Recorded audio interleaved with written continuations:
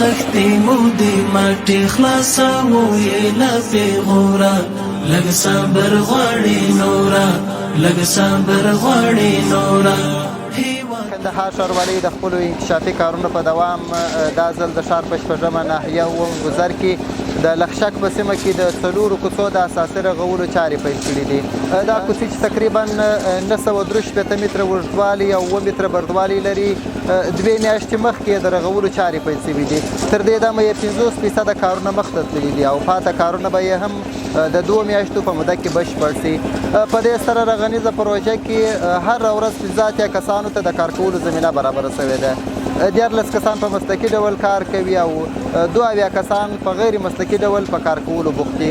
د دې کوڅو په اساسي رغولو سره د همدې سیمې اوسېدونکو زیاته خوښي وښودله او د کندهار ښاروالۍ څخه یې ځانګړې مننه وکړه.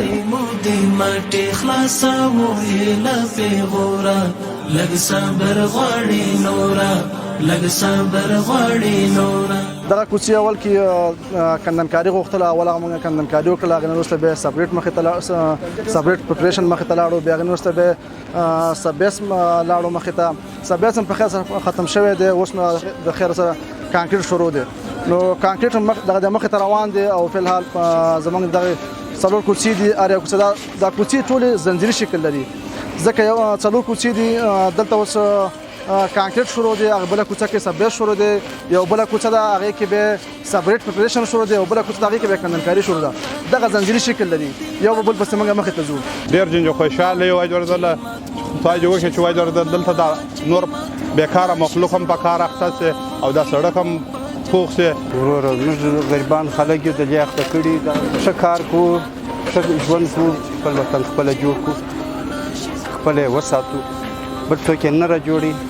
مخکې دولس پلاس وو چې دا اوبه راتلې خلک نېستې تېرېدلی، اوس سره خوشحاله وو د شهردارۍ څه چې موږ ته جوړ کړي. اوس په خوشحاله یو چې دا خلک په کار اخیستي دي، دا خلک سره بیکاره وو. زموږ د ځوانانو دپاره خو کاري زمینه برابره کړله او د هغه تر څنګ زموږ په کلي او وطن کې زموږ کوڅې په اساسي او معیاري ډول سره راته رغوي.